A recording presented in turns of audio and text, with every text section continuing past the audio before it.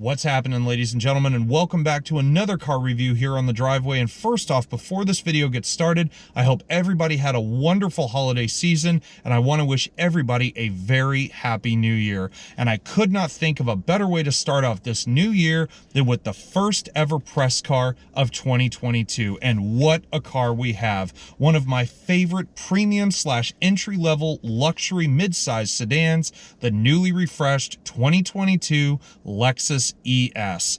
Now, to those of you who have stuck around with me for a good while, you know that I've driven at least 2 other examples of this car over the past couple of years, but this one remains by far my favorite version of the ES ever. This one is an ES 300 hybrid, so of course that means maximum fuel efficiency, but this one is also the ultra luxury edition.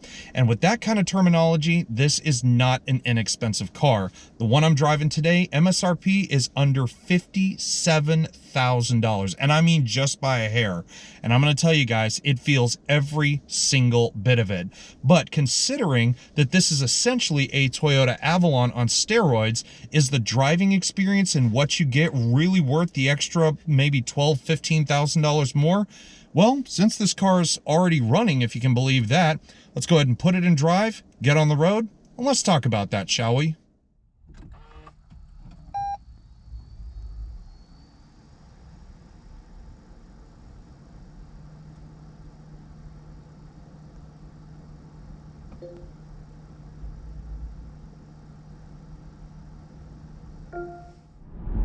So as some of you guys may know, the last time I drove the Lexus ES, I was in the 250 all-wheel drive F-Sport last year. And I mentioned that that car didn't quite stir my senses as much as I wanted it to, because I don't believe a 4-cylinder all-wheel drive platform belongs in such a premium feeling vehicle. But in this, I feel that this car is very close to the definition of what a perfect Lexus should be. As an enthusiast, I would not say this is a fast car at all, and I don't even feel this car is aimed at enthusiasts unless, and this is a first for the ES Hybrid, you go with the F-Sport package. But for me, I'm grown a little bit older, I don't exactly want all the sportiest options in my life, so the ultra luxury version that we have here is just perfect for what I want. First of all, miles per gallon wise, it makes no difference. It's 43 in the city and 44 on the highway, which is amazing, especially with gas prices being what they are. And with that in mind, I've actually exceeded the miles per gallon ratings in this car. When I very first got in it and started driving it around, primarily in the city, I got 47 miles per gallon, which absolutely blew my mind. It's actually the most fuel economy I've ever gotten out of any fleet vehicle I've ever driven. Now, if you are an enthusiast like me and you're expecting some hybrid electric witchcraft and wizardry to give you some real off-the-line performance, you might as well forget it. This thing makes 215 total system horsepower from basically the same engine that was in the ES I drove last time, paired with a lithium-ion battery cell and a permanent magnet electric motor. Now, will it give you great gas mileage? Yes. Will it give you performance? No. So, if you're an enthusiast, but you're also a bit eco-minded, it's a little bit of a trade-off, but it's nothing really to complain about. Of course, the place where the ES Hybrid really shines, not just in fuel economy, is when you're driving it out on the open road. This thing is so serene to be in. And right now I'm sitting here in EV mode, just kind of chilling back in my wonderful leather-bound seats, and it is just so quiet in here. It's something that I really enjoy as I've gotten older. You know, you don't have a lot of raucous noise coming from up front, and even if I give it the gas a little bit, you don't even really hear that 4-cylinder engine up front. What you do feel, however, is not just a pillowy soft ride, despite the fact this thing doesn't have any kind of adaptive air suspension or anything like that, but what you do feel is sort of this kind of rubber bandy kind of feeling. And again, it's a hybrid, so it has a CVT in it, and that definitely does not shock me when it comes to cars like this. But it is just so incredibly soft when I drive down the road. The steering has a great weight to it. Yes, it's front wheel drive, but at the same time, it doesn't feel like it takes much effort to actually turn the wheel, but you get a bit of weight in it when you get it up to speed and you need to actually make some maneuvers. So it is a bit of a Jekyll and Hyde when it comes to its handling. It can either be as soft as a Rolls-Royce, or it can be a little bit more firmed up and actually give you the responsiveness you need. But then, of course, there's the big elephant in the room. This car is nearly $57,000 as it sits, which is a lot of money, I know, but I still think I would choose this over something like an Audi A6 or maybe a BMW 5 Series, because I love the way it rides. It's extremely quiet and comfortable. It's easy to get around town in. And above all, you get the greatest gas mileage out of, frankly, any premium car that I've driven outside of this car's sibling, which is the Avalon. So, I mean, do you save like 12 grand and buy an Avalon Touring hybrid, or do you spend the money and get the best hybrid premium four-door that you can get? Well, I'm going to leave that up to you, but I know one thing that might sway some buyers, especially people like me, and that's the looks of this thing. So, let's head back to our favorite little spot and talk about that, shall we? Now, considering all the luxury and premium midsizers that I've driven over the years, this XZ10 Generation ES still remains one of my top favorites in this category. First of all, sitting here in the cloudburst gray with the ultra luxury package, this thing looks beautiful. And even though it's been slightly restyled for 2022, it's not too far off of what it started as back in 2019.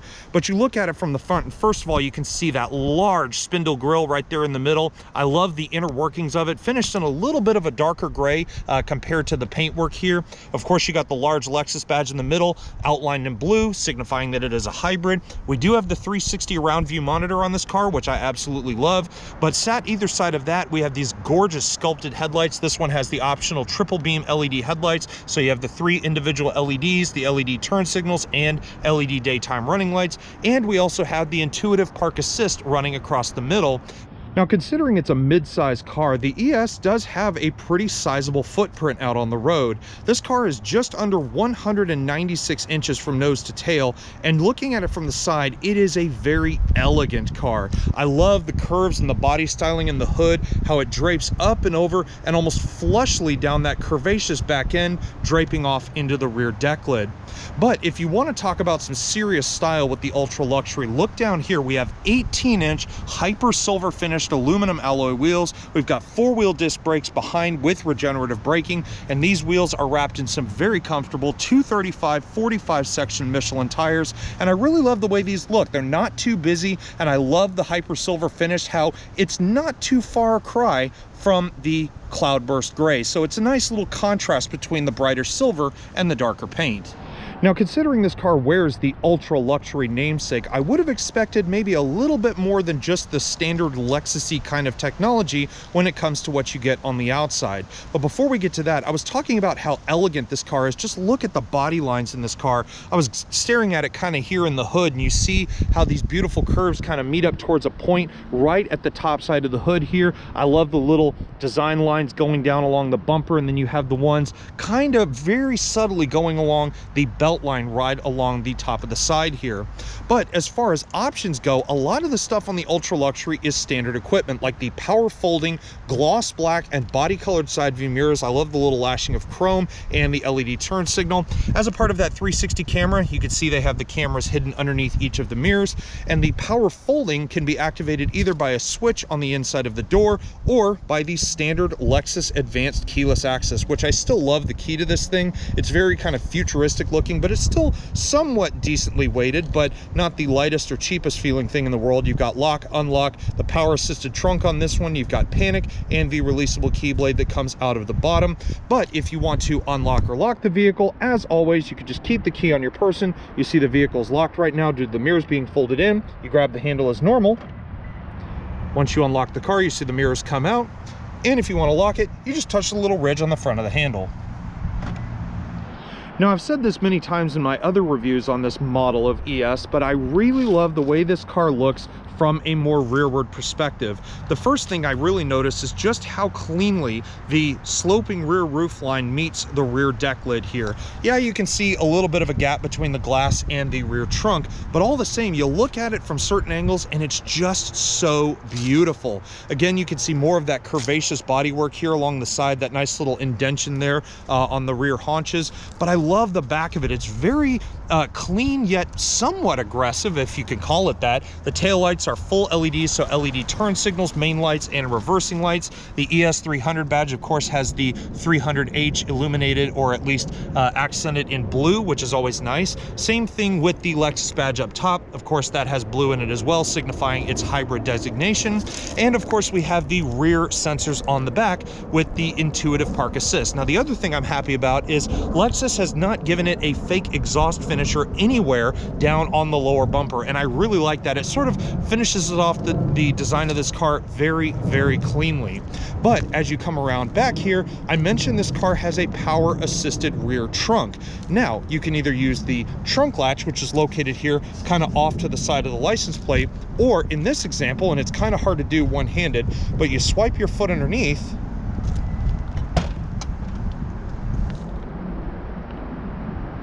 Now, considering the size of this car overall, I'm actually pretty disappointed in the amount of space you get here in the trunk. You get 13.9 cubic feet of usable cargo space back here, and what's disappointing is not just the number on paper, but also no 60/40 split fold seats back here. You only just have that little pass-through. I know some of you guys may have seen I reviewed a plug-in hybrid BMW 3 Series, and it had 60/40 split fold rear seats, which is just kind of disappointing for such a big car.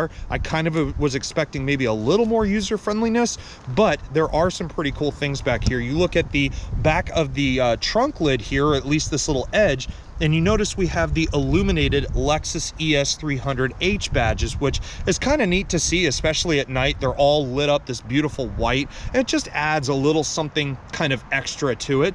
But you also have the fact that the trunk hinges are actually encased in plastic. So even though they might come down into the trunk just a little bit, you needn't worry about big metal arms jabbing into your luggage.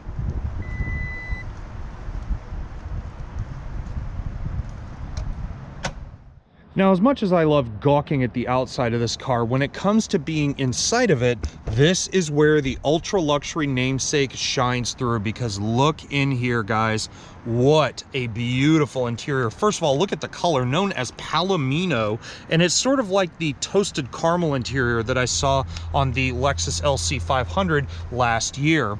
Now, as far as technology goes, this is where Lexus has really been updating things. You have the typical stuff like the front seats are heated and ventilated, as you would expect, but you have some optional little cool things you can get, like the illuminated sill plates down here on the side, this beautiful iridescent blue on the side of it. I really love that. But you also have the other standard things like all the power adjustments you could possibly want, like lumbar, recline, the distance control with the ability to raise the front of the seat up. You have the seat extender here, which, as you can see, I have it all the way out, and it actually comes out a pretty sizable distance. Keep in mind, I'm over 6'1" and more leg than torso, and this actually rests right behind my knees, so I absolutely love it when I'm driving this car around.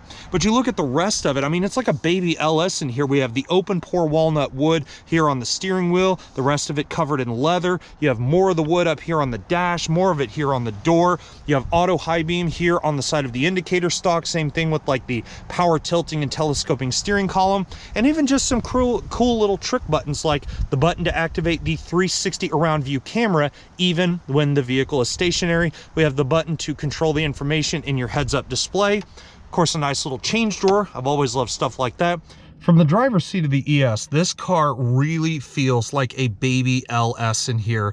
Now, granted, it's not as crazy in terms of detail like the LS is, but when you see all of the little adjustments that Lexus has made for 2022, it all comes together in one beautiful package. As I said, on the steering wheel, we've got leather, we've got wood, very typical of a luxury car. And of course, also typical of a luxury car are all the buttons that you get. All of the stuff over here on the right is for the dynamic radar cruise control. control, things like the distance control, lane departure warning, active steering assist, with a few radio mode buttons here along the bottom. Same thing over on the other side with like your voice recognition, Bluetooth, and volume control. Then you have the arrow pad and OK button, which controls at least the middle and left-hand side of the thin film transistor gauge cluster, and I absolutely love this, especially when you start toggling this car's personality, which you can do right up here on the upper right-hand corner of the gauge binnacle here. We have 3 different driving modes. We have Eco, Normal, and Sport. If you go into Eco or Normal, nothing really seems to change.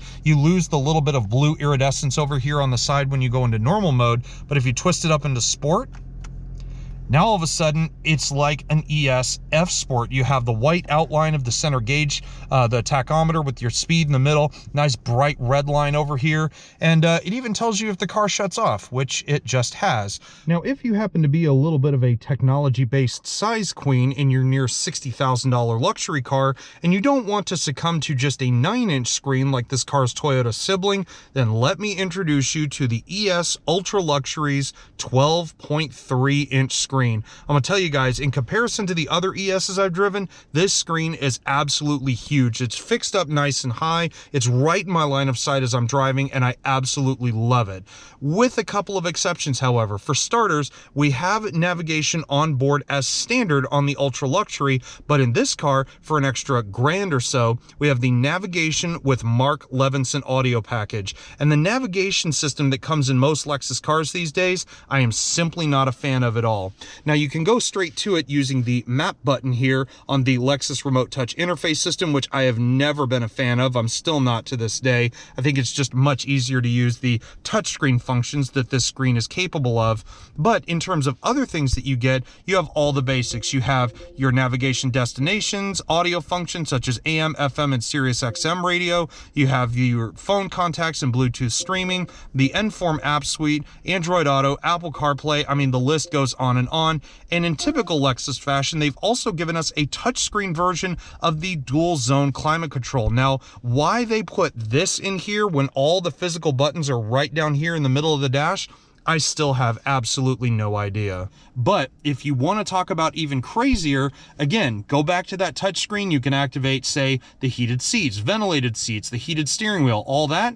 Well, here's all the buttons for that too. Ventilated seats on each of the outside buttons. You have the heated seats in the middle. You have a 2-stage heated steering wheel. All of these, by the way, have automatic functions as well. So depending on the outside temperature, you can just push the button. It automatically sets it to auto, or you can just leave it and it'll turn it on by itself. My other favorite feature though is right here, the rear partition screen, which when you push this little button, you get a nice little curtain that raises up across the back window and definitely helps on some of those brighter days. But if you want to talk about a nod to the old school in here, look down here. Lexus still has a CD player in here. I don't know anybody who uses CDs anymore, but if you do, well, buy a Lexus. At least they still have it. Now, although things like the navigation system may be woefully behind the times in terms of what Lexus is capable of today, one thing that I absolutely adore in a lot of their products with the appropriate package is the Mark Levinson audio system. And here in this car, we have a 17-speaker Mark Levinson Pure Play surround sound audio system. And I'm gonna tell you guys, I've been a great fan of Mark Levinson overall. I've experienced different numbers of speakers in different Lexus products. But when I tell you that it is still one of the better systems that I've heard, well, all I need to do is push the power button and you'll see what I mean.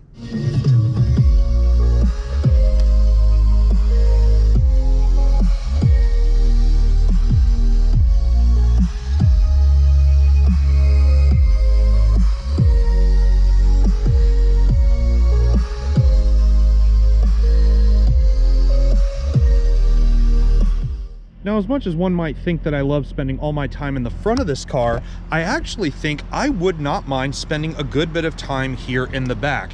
Now, if it's anything like the Toyota Avalon that I drove just recently, it's supposed to be pretty darn spacious in here. And you can look, it actually does have quite a sizable amount of room.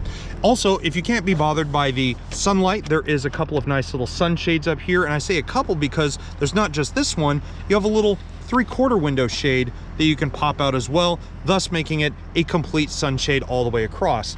But you step back here, and keeping in mind, I have this driver's seat exactly where I want it. And I actually have a pretty decent amount of room. And not to mention, I love the fact that the back of the seats is coated in black leather with the nice kind of bronze stitching in there to match the main leather color. We have 2 USB plugs here in the back, both USB-Cs. And we also have a 12-volt 120-watt outlet back here, along with 2 nice little mat pockets if you happen to have your rear occupants wanting to store some things. And if they want to store their drinks, there is, of course, a nice little armrest with a couple of cup holders.